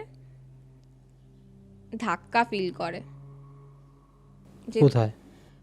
পেছন দিকেও ধাক্কা মেরেছে। বাথরুমে যখন ঢুকছে মাসি পড়ে গেছে। আচ্ছা। আমার মেসো ব্রাহ্মণ, সো মেসো জিনিসটা বলে যে হতেই পারে, ভয় পেও না। মাসিও একটু ভয় টয় পায়। সো মেসো দাঁড়িয়েছিল, মাসি স্নান করেছে, মাসিও জিনিসপত্রগুলো বুঝতে পারছে। দাদুর প্রেজেন্সটা না সবাই বুঝতে পারছে, যেরকম মার দাদুর প্রেজেন্সটা শুধু মামা বাড়ি অবধি স্থির ছিল, আমরা কিছু বুঝতে পারিনি, কিন্তু দাদুর প্রেজেন্সটা সবাই ইকুয়ালি বুঝতে পারছে। এটা দুপুরবেলা মাসি ফিল করলো। এইবার রাত্রিবেলা আমার মামা পুরোটাই মেনেছে, কিন্তু এর মধ্যেও খামতি আছে। মামা মানলেও কি বলবো, ঠিকঠাক করে মানছিল না, অসুজ। মানে ধরো খাওয়া দাওয়ার টাইম নেই, ওই কাককে খেতে দিতে হয়, সেগুলো ঠিকঠাক করছে না, ওগুলো আমার দিদুন করছে, যেগুলো ছেলের করার কথা। ওই জামা কাপড় পরছে না, খুলে দিচ্ছে, যেখানে সেখানে চলে যাচ্ছে, মানছে না ঠিকঠাক করে, অসুজটা। এবার ওই দিন দুপুরবেলাতেই আমার দিদুন বাড়িতে যেটা হয়, মানে মামা বাড়িতে বসে আছে মামা ডিরেক্টলি, মামাকেও বলছে তুই অসুজ মানছিস না তো, ঠিকঠাক তোরও হবে, তোর সাথেও হবে। মামা কি হবে, একা ছিল। দিদুনকে বলছে তুমি আমাকে কিছু বললে? না। কেন, কি হয়েছে? মামা না ব্যাপারটা আর বলেনি যে কি হয়েছে, কিন্তু এই ব্যাপারটা শুনতে পায় মামা। সেই দিন রাত্রে 2 নম্বর রাত, এটা 2 নম্বর রাত্রে দুজনে শুয়ে আছে মামা আর দিদুন পাশাপাশি। দরজাটা কেউ খুললো মনে হলো রাত্রিবেলা, ঠিক দাদু এরকমভাবে আসতে দরজা খুললো, হাত পা ধুলো, সব কিছু বুঝতে পারছে, জল পড়ছে বাথরুমে। ওরা কেউ ওঠেনি, জানে হচ্ছে হোক, ঠিক আছে, চাদর ঠাদর মুড়ি দিয়ে শুয়ে পড়ে। সেই দিনটাও যায়। 3 নম্বর দিন একটা রিচুয়ালস থাকে না, জল দিতে হয়। এবার ঘটিতে করে না, ওই যে স্ল্যাবে খাবার রাখতো ওই স্ল্যাবেই জলটা রেখে দিয়েছিল ওরা। আর দাদুর জামা কাপড়গুলো, দাদুর খুব ফেভারিট জিনিস হচ্ছে দাদুর জামা কাপড় আর দাদুর জুতো, হোয়াইট খুব ফেভারিট। এবার একটা ওই খাটের কর্নার দিয়েই একটা হচ্ছে আলনা টাইপের, ওখানে সব দাদুর জামা কাপড়গুলো, তখনও তো অসুচ কাটেনি, কিছু ফেলা হয়নি তখনও, ডেলি বেসিসে যা যা পড়তো সব ভাজ ভাজ করে রাখা। ঠিক ওরা ওই ফল টল খেয়ে শুয়েছে রাত্রিবেলা 11টা, 11:30, ম্যাক্স টু ম্যাক্স 12টা, ধরে রাখো, টাইমটা আমার অত মাথায় নেই। একটা টান মেরে সব জামা কাপড়গুলো পড়ে গেল, পর পর পর পর। কি বলছো? পর পর, এটা মানে দিদুন আর মামা কথা বলছিল, মানে এটা তো ফিজিক্যাল এভিডেন্স। এটা ফিজিক্যাল এভিডেন্স। লাইটও জ্বলছে তখন, লাইট অফ হয়নি, পুরো জামা কাপড়গুলো পড়ে গেল। মামা বলছে কি হলো, জামা কাপড়গুলো কেন? আর তখন যে ফ্যান চলছে বা কিছু ফ্যানের জন্য পড়ছে, ফ্যান তো চলছে না, ডিসেম্বর মাস, আর ফ্যানের জন্য জামা কাপড় কেন আলনা থেকে আর পড়বে? পড়লেও একটা দুটো পড়বে, যদিও হাওয়ায় পড়ে গিয়ে থাকে। পুরো দরজা লকড। আমি বললাম যে আমাদের একটা কাঠের দরজা ছিল রুমের মধ্যে, ওটাও লকড, শুধু লাইটটা জ্বলছে, মানে লাইট সবাই বন্ধ করবে, পড়ে গেল। পাওয়ার কাট, ওই টাইমেই পাওয়ার কাট। দুজনে পুরো না হাত পা তুলে একদম বসে আছে খাটের মধ্যে, এবার আস্তে আস্তে ফিল করছে যে কেউ আসছে দরজা দিয়ে, মানে গ্রিলে একটা আওয়াজ হালকা। এবার এসেই ফার্স্ট ঘটিটার আওয়াজ পেল। ঘটিটা থেকে জল খেয়েছে কিনা তখনও কেউ জানে না, ঘটিটা ছুঁড়ে ফেলে দিল। ওদের আর মাথায় কিছু নেই কাউকে ফোন করবে কি করবে, ফোন টোন সব হাতের বাইরে। রুমে তখনও কারেন্ট আসেনি, বেরাতেও পারছে না, বাইরে কি হচ্ছে কেউ তো জানে না। কম্বলটা কোনো মতে নিয়ে শুয়েছে দুজনে। দিদুন মামাকে বলছে ভয় পাস না, সহ্য করে নে। মামা বলছে যে তুমিও ভয় পেও না, নিজে ভয় পেয়েছে কিন্তু তাও বলছে তুমিও ভয় পেও না। চাদরটা টান মেরে খুলে দিল গায়ের ওপর থেকে, পুরো জাস্ট একটু নামবে সেরম না, টান মেরে খুলে দিয়েছে, নিচে পড়ে গেছে চাদর। আর লক ছিল দরজা, তো তখন উঠে ওরা দেখেছে লকটা খোলা, লকটা লাগানো নেই। আর ওই এরকম ছিটকানি লক, লকটা খোলা। কিন্তু বলছে লক তো আমি লাগিয়েই শুয়েছিলাম। চাদরটা নিয়ে আবার কোনো মতে শুয়েছে, তখন কারেন্ট এসে গেছে, আবার টান মেরে খুলে দিয়েছে। ওরা শুতে পারেনি সেই রাতটা পুরো। ইভেন যখন বাইরে 3টে 3:30 বেজে গেছে, 4টে 4:30 এরকম টাইম, যখন মামা ওয়াশরুম যাবে, এবার তো যেতেই হবে, কিছু করার নেই, রুমের মধ্যে নেই। গিয়ে দেখে ওই ঘটিটার থেকে জল একটুও নেই, জল তো নেই, ঘটি পুরো ফেলে দিয়েছে। ঘটি অন্যদিকে আর ওটা মানে সব কিছু ডিফারেন্ট। আর দরজা, সেই দিন সকালবেলা উঠে গিয়ে কাঁপতে কাঁপতে আগে মামা ফোন করে, আমি থাকবো না এই বাড়িতে, ওষুধ হোক। তাও বুঝিয়ে সুঝিয়ে বলে যে 3 নম্বর রাত, রাতের ব্যাপার হয়তো হয়েছে, ঠিক আছে একটু অ্যাডজাস্ট করে নে, শুয়ে থাক, রেস্ট কর, সারারাত্রির ঘুমাসনি, খাওয়া দাওয়া কর। মামার ওই একটাই ভুল, মামা মানছে না ওষুধ ঠিকঠাক, তার জন্যই হয়তো মামার ওপর বেশি টর্চারিংটা হচ্ছে, দিদুনের থেকে বেশি মামা বুঝতে পারছে। মামা এই কথাগুলো শুনতো, মানছিস না তো তোর সাথেও হবে। এবার যাই হোক, দিদুন ব্যাপারটা পুরোপুরি মাকে বলল এরকম এরকম হচ্ছে। মা বলল দেখো আর কয়েকটা দিনই তো ব্যাপার, ওষুধ উঠে যাবে। এরকম ছোট ছোট স্টোরি এবার পার ডে হতে থাকলো। মা 3 নম্বর দিন, যেদিন ওদের সাথে ওই ভোরে ওটা হলো, মা কালীঘাটে গিয়ে কাজ করে নিয়েছে, মা মাসি একসাথেই গেছিলো, কাজ টাজ করে নিয়েছে। তারপরেও মাসি হচ্ছে ওই 3 নম্বর দিন কাজ করে এসে আরেকটা রিচুয়ালস থাকে, সেই পুকুরে গিয়ে না খেতে দিতে হয়। লাস্ট টাইম যা যা পছন্দ করতো ওই মাটির থালায় খেতে দিতে হয়। আমার মা জানতো যে ওটা বাড়ির সামনেই খেতে দিলে হয়ে যাবে, কোনো ব্যাপার না সেটা। সো মার একজন দাদা সে আসে, সে বলে তুই বাড়ির সামনে খেতে দিবি, এটা কি রকম কথা, বাড়ির সামনে খেতে দিতে নেই, তাহলে তো এখানেই থেকে যাবে। আচ্ছা, এই ব্যাপারটা আমরা তখন ফার্স্ট জানতে পারি। ইভেন মা বলছিল যে বাড়ির থালা বাসনেই খেতে দিয়ে দেবে, যে থালা বাসনে আমরা খাই। তখন বলে না, এরকম করা যাবে না। আগের দিন রাত্রিবেলা, এটা হচ্ছে ওদের সাথে রাত্রিরে ওই জিনিসটা হলো, আমরা রাত্রিবেলা যে প্রিপারেশনগুলো নিচ্ছিলাম এইখানে, বললো রাত্রিবেলা বাজারে গেছিলো সবাই, মাটির থালা বাসন যা যা কেনার কিনেছে, কলা পাতা সব কিনে এনে সকালবেলা কাজ টাজ করে এসে দুপুরবেলা মা রান্না শুরু করে। রান্না করে প্রিপারেশন সব কিছু দিয়ে, আমাদের বাড়ির পাশে একটা পুকুর ছিল, মানে খুব বেশি হলে 5 মিনিটের ডিস্টেন্স, বাইকে করেই যায় খাওয়ার হাতে নিয়ে। এবং ওর মধ্যে অ্যালকোহলও ছিল, দেওয়া হয়েছিল যেহেতু পছন্দ করতো। নিয়ে গেছে, নিয়ে গিয়ে পুকুরটার সামনে। আর এটা হচ্ছে যদি আমার মামা করে, মামার সাথে কিন্তু আমার মামার সাথে তার মামাকে যেতে হয়, ওই মামা ভাগ্নে ওই রিচুয়ালসটা, ওটাই সেম মেয়েদের ক্ষেত্রে এটা। সো মা গেছে, মা গিয়ে বসেছে জাস্ট পুকুরে খেতে, যে বাবা তুমি খাও, উদ্দেশ্যে দেবে। মা আর উঠতে পারছে না ওখান থেকে, ওই পুকুর ঘাটে। আর ওটা না একাই দিতে হয় গিয়ে, যদি কেউ সাইডে থাকে হয়তো সে দাঁড়াবে দূরে, ইভেন যদি তার মামা হয় তাহলেই সে একমাত্র যেতে পারবে। মা পেছন ঘুরে তাকাতে নেই। মা আর উঠতে পারছে না, ওখানে এরকম স্টিভ হয়ে বসে গেছে। আর বাবা বাবা করে কনস্ট্যান্টলি ডাকছে, চোখ দিয়ে জল পড়ছে না, স্টিভ এরকম। এবার মামা না দৌড়ে গেছে, আর মা সাঁতার জানে না, পুকুরের সামনে কনস্ট্যান্টলি যাচ্ছে না, এগিয়ে যাচ্ছে। আর একটু হলে স্লিপ খেয়ে যেত। আর প্রচণ্ড ডিপ পুকুরটা, প্রচণ্ড ডিপ, দেখে মনে হবে কিছু নেই কিন্তু প্রচণ্ড ডিপ। এবার মামা এসে দৌড়ে, মানে আমার মামা হয়, মার দাদা, আচ্ছা তুই কী করছিস, মানে জোরে নাড়িয়ে দিয়েছে, ওখানে যাচ্ছিস কেন? তখন মা খুব জোর কেঁদে ওঠে যে আমি কি করছিলাম এতক্ষণ, মানে মার কিছু মনে নেই যে কি করেছে কি বলেছে ওই 10-15 মিনিট ওখানে কেন দাঁড়িয়েছিল, কোনো মনে নেই।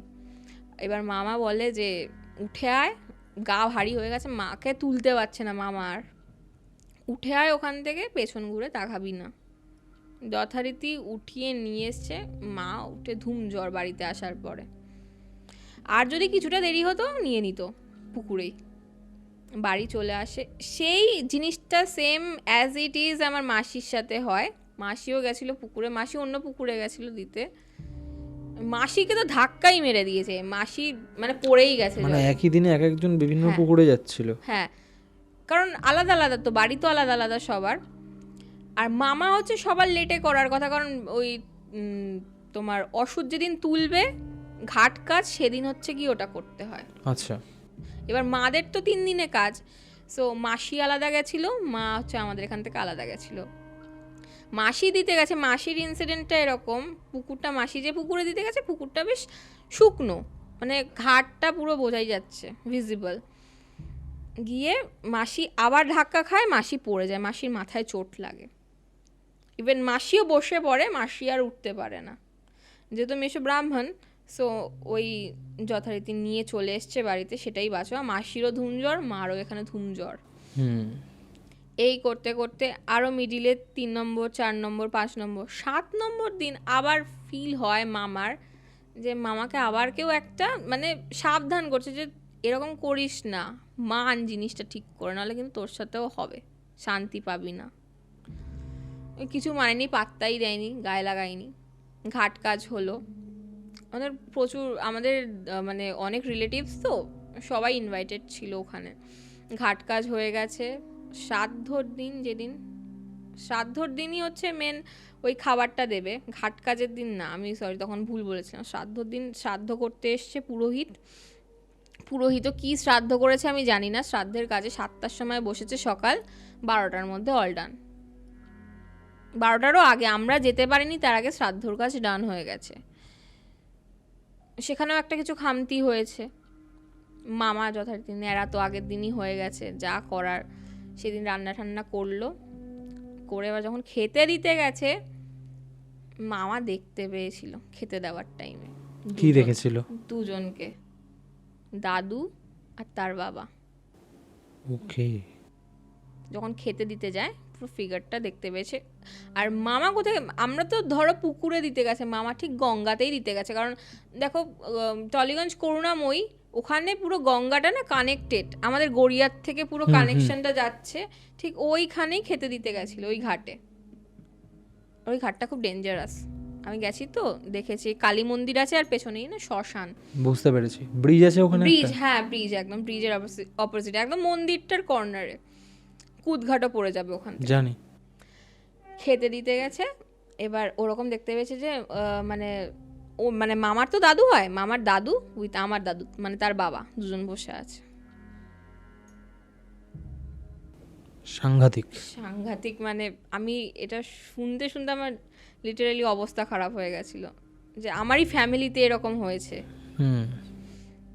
তারপর যখন বাড়িতে এসছে খেতে দিয়ে বা কিছু করে, তখন থেকে মামা একটা ভয় পেয়ে গেছে ওইটা দেখার পরে, যে এতদিনও ক্যাজুয়ালি নিয়েছে, যে এই ধরো কাজ করছি, বাবা তো করেইনি, কি আর এমন হয়েছে, গায়ে লাগায়নি অতটা, যে যেগুলো দেখেছে ফিজিক্যালি যে জামা কাপড় পরে যাচ্ছে, যে হতে পারে মারা গেছে, 13 দিন পর সব মিটে যাবে। 13 দিন পর থেকে অসুচ উঠে গেল, তারপর থেকে এবার মামা কনস্ট্যান্ট বলতে শুরু করে, আমি বাবাকে দেখতে পাচ্ছি, বাবার এক্সিস্টেন্স আমার ফিল হচ্ছে। মানে যেই ঘটনাটা তোমার দাদুর সাথে ঘটছিল, সেম জিনিসটা তোমার মামার আর সাথে। মামার খুব তাড়াতাড়ি, উইদিন 1 উইক, শ্রাদ্ধের পরে মামা বাড়িতে থাকতোই না। এবার বাড়িতে তো আসতেই হবে কোনো না কোনো টাইমে, বাড়িতে আসলে আর থাকতে পারতাম। দাদুর ফটোটা ঠিক, আমার মায়ের যে দাদুর ফটোটা, তখন দিদুন কর্নারের সাইডে করে দিয়েছে, আর ঘরের একদম রাখেনি, একদম বাইরে ওই কিচেনের পাশে একটা করিডোর মতন ছিল, ওখানে রেখে দিয়েছে। আর দাদুর ফটোটা হচ্ছে রুমে রেখে দিয়েছে। মামা না কনস্ট্যান্টলি দাদুর ফটোর দিকে দিদুনকে বলতে যে ফটোটা খুলে রেখে দাও, আমি তাকাতে পারছি না ওই দিকে, আমার দিকেই তাকিয়ে আছে। ইভেন এই চলাকালীনে দিদুন কিছু বলেনি আমাদেরকে, তখন থেকে দিদুন আমাদের সাথে কিছু শেয়ার করতো না যে এক্সিস্টেন্স আছে দাদুর বা কিছু, কারণ দিদুন দাদুকে খুব ভালোবাসতো।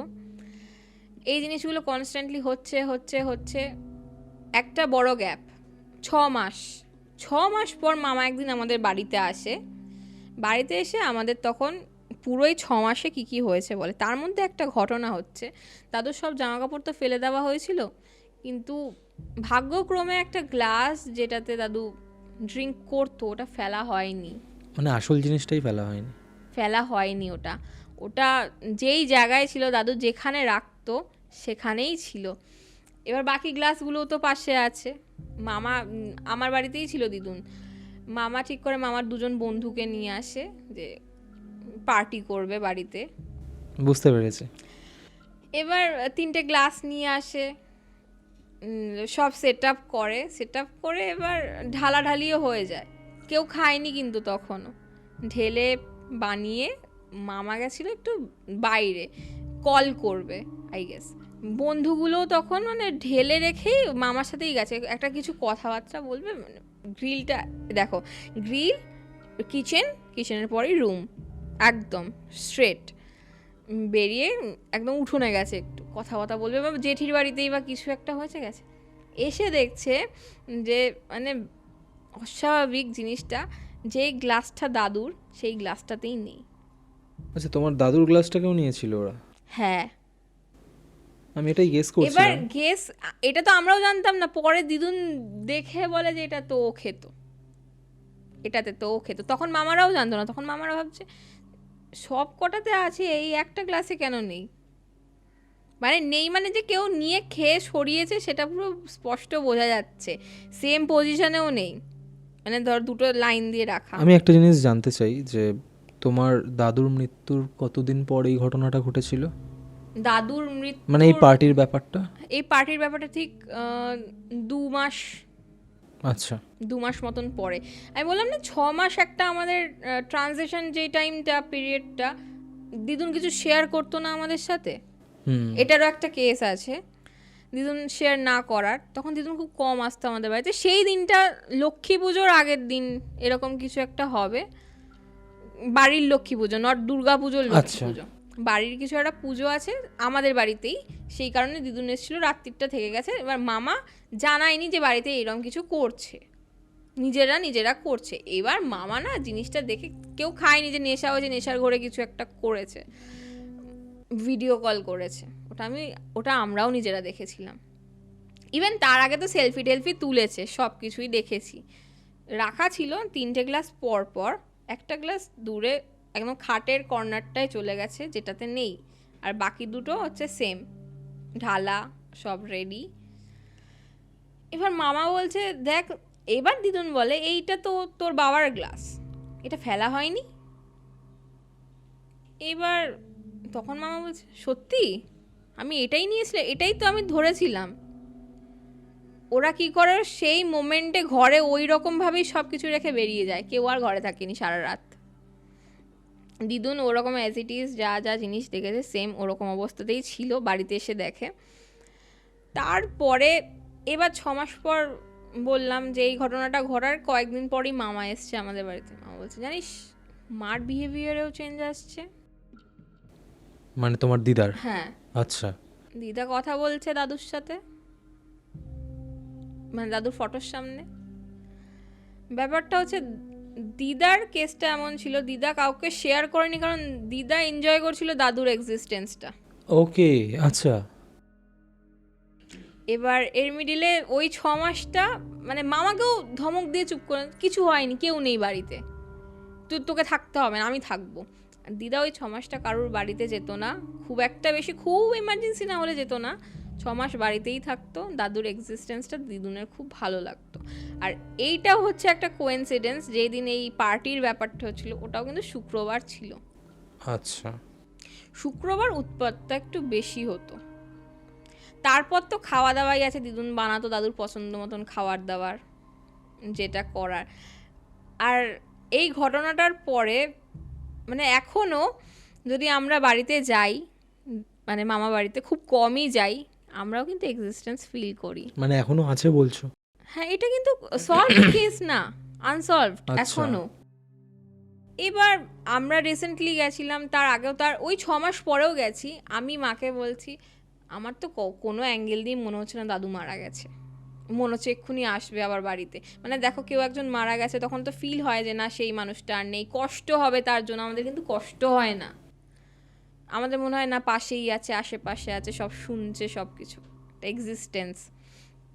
ইভেন এখনও আমার মামা যা ফিল করে জানি না, মামা তো ফিল করেই, মামার দোষ ছিল, মামা ফিল করে। যে জিনিসটা দাদু ভুল করেছিল সেই জিনিসটা মামা ভুল করলো, কিন্তু মামাকে অনেক সেফটি প্রিকশন নেওয়ানো হয়েছিল মসজিদে, মাজারে, তার জন্য মামা বেঁচে গেছে প্রাণে। তারপরেও হচ্ছে এখনও এক্সিস্টেন্স আছে দাদুর। এবার মায়ের দাদুর কি হয়েছে জানি না, সে তো তার ছেলেকে নিয়ে নিয়েছে। ভুল তো তোমার মাও করেছে। আমার মা? হ্যাঁ, কারণ তার মৃত্যুর আগে সে তার সাথে দেখা করেনি। হ্যাঁ, বলাই যেতে পারে, সেই কারণেই এসছিল দাদু সেই রাত্রি। আমার কোথাও না কোথাও মনে হয়, জানি না হয়তো তোমার খারাপ লাগতে পারে, বাট আন্টিও আমার সামনেই বসে আছেন। আমার মনে হয় যে জীবিত অবস্থায় কারোর প্রতি আমার রাগ থাকতেই পারে, বাট যখন সেই মানুষটা দেহত্যাগ করে ফেলছে বা এই জগৎ ছেড়ে চলে যাচ্ছে, আমার তার প্রতি কোনো রাগ, হিংসা, প্রতিশোধ এই ফিলিংসগুলো রাখাই উচিত নয়। কারণ যখনই আমি এই ফিলিংসগুলো রাখবো, আমি এটা তোমার দাদুর পয়েন্ট অফ ভিউয়ের কথাটা বলছি, কারণ যেই কারণে তিনি ভুগলেন, এই ফিলিংসগুলো যখনই আমি রাখবো তখনই কি হবে, তার সাথে আমি একটা কার্মিক ফিলিংসের অ্যাঙ্গেলে জড়িয়ে গেলাম, রাইট? আমার এই ফিলিংসগুলোর কারণে আমি তার কাজটা করলাম না এবং সে মুক্তি পেল না। আর তার বাবা, এক্স্যাক্টলি, সে মুক্তি পেল না, এবং সে যে মুক্তি পেল না, এতে পাপের বোঝটা বাড়লো আমার, মানে তোমার দাদুর কথা আমি বলছি। ওকে, এটা গেল। তো এই জায়গাটায় ভীষণ ইনসেনসিটিভিটির একটা জায়গা রয়েছে, ঠিক আছে, যেটা তোমার দাদু ভুলটা করেছিলেন। দ্বিতীয়ত হচ্ছে, তোমার দাদু যখন অসুস্থ ছিলেন, দেখো উনি বেঁচে থাকতে যাকে সব থেকে বেশি ভালোবেসেছেন সেটা হচ্ছে তোমার মা, ঠিক আছে? উনি নিজের বাড়ি ছাড়া সব থেকে বেশি সময়টা কাটিয়েছেন তোমাদের বাড়িতে, আমাদের বাড়িতে। তোমাকেও ভীষণ ভালোবেসেছেন, তাকেও ভীষণ ভালোবেসেছেন। মৃত্যুর আগে সেই দুটো মানুষকেই সে দেখতে পায়নি, সেই জায়গায় তার কিন্তু একটা আক্ষেপ রয়ে গেছে। আর যেখানে আক্ষেপ থেকে যায় সেখানে একটা পিছু টান থেকে যায়, আর সেখানে মুক্তি থাকে না। আর ইভেন একটা জিনিস আমি বলিনি, এখন তুমি যে কথাটা বললে সেটার সাথে আমি কানেক্ট করতে পারছি। একটা ব্যাপার, এই দাদু তো মারা গেছে 2018 একদম শেষে, ধরতে পারো ওই 28শে ডিসেম্বর। যতবারই এই টাইমটা এসছে না 28শে ডিসেম্বর, আমরা হয়তো ভুলে গেছি, ঠিক আমি নলে আমার মা, ঠিক তার আগের দিন স্বপ্নতে আমরা বুঝে যাই 28 তারিখ আসছে। কারণ আমি এটা দেখেছিলাম, আমি জানি না কেন এই জিনিসটা রিপিটেডলি তোমার সাথে বা তোমার ফ্যামিলির সাথে ঘটছে। যখন তোমার মানে বাবার সাইডের যে দাদু হয়, তিনি যখন মারা গেছিলেন, এটা তুমি ফার্স্ট এপিসোডে এসে বলেছিলেন, তখনও তুমি তার সাথে দেখা করতে যাওনি না, তার মৃত্যুর সময়। সেম জিনিস কিন্তু এই ক্ষেত্রেও হয়েছে। ইন্টেনশনালি ছিল না, হ্যাঁ, মানে যাই হোক, বাট কোথাও না কোথাও কিন্তু এই জিনিসগুলো মানে একটা ডেস্টিনিকে খারাপ করে, কারণ এখানে একটা দোষ লাগার ব্যাপারও থাকে, ঠিক আছে? মানে দেখো, যে মানে না, বাট যদি তুমি কোনো কিছু মেনে থাকো তাহলে তোমাকে 200% তার ভেতরে গিয়ে মানতে হবে, ঠিক আছে? তুমি মানছো না, কোনো কিছুই মানছো না। আর সব থেকে যেটা ভুল হচ্ছে যে, দেখো, আমাদের যদি রক্তের সম্পর্ক হয়, আমাদের পারিবারিক সম্পর্কের কারোর মৃত্যু হলেও আমরা কিন্তু সেখানে আমিষ ভোজন করি না, ননভেজ আমরা খেতে পারি না, সেটা আমাদের শাস্ত্র অনুযায়ী, ঠিক আছে? সেক্ষেত্রে তোমার দাদু কিন্তু কন্টিনিউয়াসলি ননভেজ খেয়ে গেছে, তারপর তো মানেই নি। এক্স্যাক্টলি। এবং দ্বিতীয়ত কথা হচ্ছে, পুকুরে যেটা তোমার মায়ের সাথে ঘটেছিল, সেটা কিন্তু কোথাও না কোথাও একটা টানার জন্য, ঠিক আছে, তার প্রতি পিছু টান থেকে আসে। তো এই জিনিসগুলো একের সাথে আর একটা ঘটনা কিন্তু জড়িয়ে রয়েছে। আর রইল বাকি তোমার মামার, ঠিক আছে, আমি অনেস্টলি একটাই কথা বলতে পারি যে ভুল অনেকগুলো জায়গায় রয়েছে, যেই কারণে না সেই সোলটা রিলিজ হচ্ছে, না সেই সোলটার মুক্তি হচ্ছে, না সেই পরিবারটা ঠিকঠাকভাবে স্বাভাবিক লাইফে ফিরতে পারছে, রাইট? কারণ আজকে তুমি একটা জিনিস ভাবো, তুমি জানো তোমার বাড়িতে এমন একটা এক্সিস্টেন্স রয়েছে যার প্রেজেন্ট লাইফে কোনো এক্সিস্টেন্স নেই, না ঠিক আছে, এবং তাকে তোমার কোনো খারাপ করতে হবে না, তাকে অ্যাক্টিভলি তোমার কোনো খারাপ করার দরকার নেই, তার এক্সিস্টেন্সটাই তোমার জন্য খারাপ হয়ে যাচ্ছে, একটা নেগেটিভ। কারণ সে এমন একটা প্লেনে আটকে রয়েছে, না সে পরকালে রয়েছে না সে ইহকালে রয়েছে, দুটোর মাঝখানের একটা ট্রানজিশনে আটকে রয়েছে, ঠিক আছে।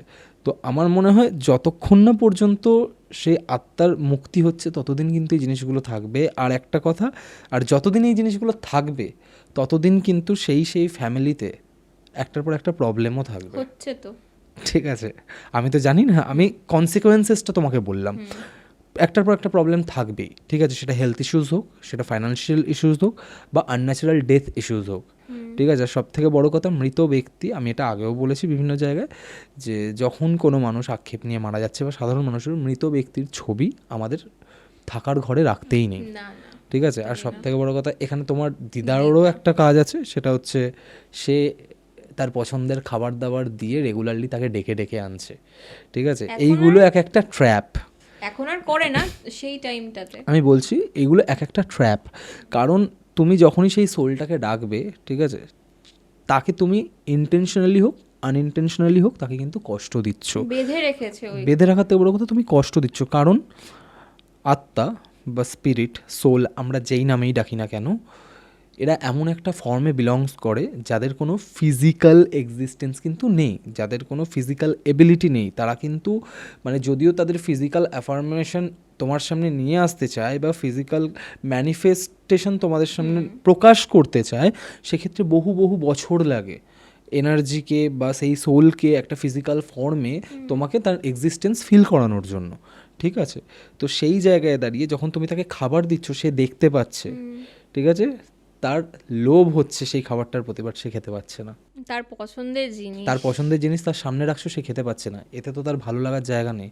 আজকে সাপোজ তোমার আমার সামনে কেউ এমন খাবার রেখে দিল যেটা আমাদের খুব পছন্দের খাবার, বাট আমরা খেতে পারছি না, ইভেন আমার তো রাগ হবে। আর ইভেন আমাদের বলে ওই ওই খাবারটার খেতে নেই অন্য কারো। এক্স্যাক্টলি। তো অনেকগুলো ভুল আছে, তোমার দাদুর ভুল আছে, তোমার মায়ের ভুল আছে, তোমার মামার ভুল আছে, তোমার দিদার ভুল আছে, মানে সামগ্রিকভাবে পুরো পরিবারের ভুল আছে। তো সবাইকে মিলে এই জিনিসটা থেকে একটা কিন্তু বেরোতে হবে, না হলে এই জিনিস কন্টিনিউয়াসলি চলতে থাকবে আনটিল অ্যান্ড আনলেস পুরো পরিবারটা প্যাসিভলি শেষ হয়ে যাচ্ছে। আর এটা একটা হার্শ ট্রুথ, এটা হবে। আমি নিজের চোখে অনেক পরিবারকে এরমভাবে মানে শুধুমাত্র ক্যাজুয়ালিটি এবং ইগনোর করে যাওয়ার কারণে অনেক বিপদে পড়তেও Even দেখেছি। এখনো পর্যন্ত রিসেন্টলিও মা ড্রিম পায়, মার দাদুর, আমার দাদুর রিসেন্টলি দুদিন আগেই পেয়েছে, আর কনস্ট্যান্টলি পায় ড্রিম। এটা কেন হয় আমি তোমাকে বলছি। আমাদের সাথে যখন কোনো মানে এন্টিটি কমিউনিকেট করতে চায়, তখনই আমরা কিন্তু মৃত ব্যক্তির স্বপ্ন পাই, ঠিক আছে, কারণ তারা ওইভাবেই আমাদের সাথে কমিউনিকেট কনস্ট্যান্টলি করতে ওই পারে। দুটো মানুষেরই। তো ডেফিনেটলি তো কিছু করার নেই, কারণ তারা মুক্তি পায়নি, তারা এই কারণেই স্বপ্ন দেবে বা আসবে যাতে বলতে পারে যে তারা মুক্তি পেতে চাইছে, আর এটাই দেখানোর চেষ্টা করছে। তো আমার মনে হয় ভালো কারোর সাহায্য নিয়ে জিনিসটা থেকে বেরোনো খুব দরকার, না হলে কোথাও না কোথাও মেন্টালি হোক, ফিজিক্যালি হোক, ফাইন্যান্সিয়ালি হোক, হেলথ ওয়াইজ হোক, বিভিন্ন রকম ইস্যুস তোমাদের দুটো পরিবারে, মানে তোমার পরিবার হোক বা তোমার মামার বাড়ির পরিবার হোক, এই পরিবারগুলো কিন্তু ফেস করতে পারে, ঠিক আছে। তো আমি এর আগেও তোমার কাছ থেকে দুটো ঘটনা শুনেছিলাম, আজকের ঘটনাটাও শুনলাম, বাট কিছু কথা বেরিয়ে এলো, ঠিক আছে। আর মানে আমি নিজেকে আটকাতেও পারলাম না, কোথাও না কোথাও আমার তোমার মায়ের দাদুর সোলের জন্য ভীষণ খারাপ লাগছে, ঠিক আছে, কারণ তার আটকে থাকার কথা ছিল না। মেবি সে ক্যান্সারে মারা গেছেন, বাট তার আটকে থাকার কথা ছিল না। শুধু একটা মানুষের গাজুয়ারি, একটা মানুষের গোয়ারতুমির জন্য কিন্তু তার মুক্তি পাওয়া হলো না। কারণ দেখো, শাস্ত্র অনুযায়ী কিছু জিনিস তো আমাদের মানতেই হবে, আর এটা তো মানা উচিতই, ঠিক আছে।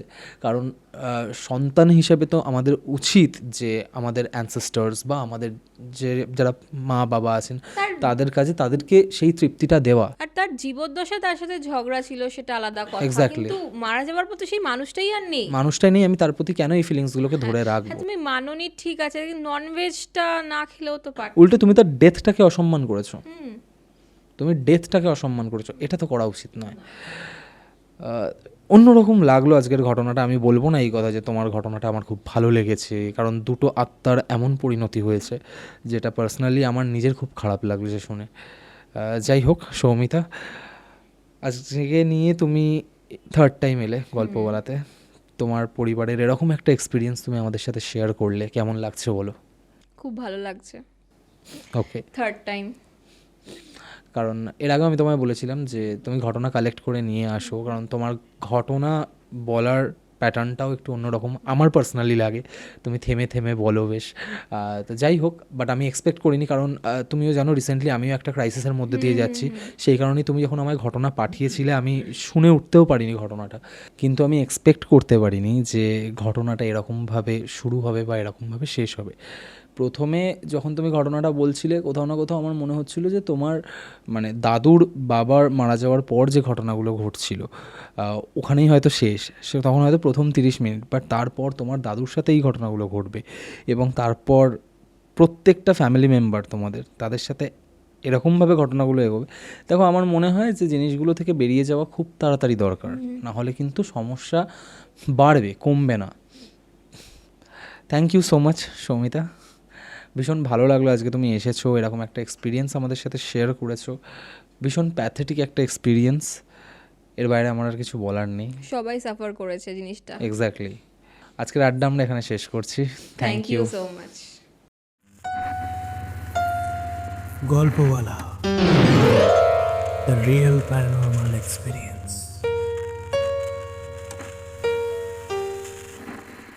তো কেমন লাগলো আজকের এপিসোড কমেন্ট করে জানাতে ভুলবেন না। যদি ভালো লেগে থাকে তাহলে লাইক বাটনটা প্রেস করার সাথে সাথে শেয়ার বাটনও প্রেস করুন। আর যদি গল্পওয়ালা ইউটিউব চ্যানেল আজকে ফার্স্ট টাইম ভিজিট করে থাকেন তাহলে চ্যানেলটা সাবস্ক্রাইব করার পাশাপাশি স্পটিফাই পডকাস্টটিকেও ফলো করতে ভুলবেন না।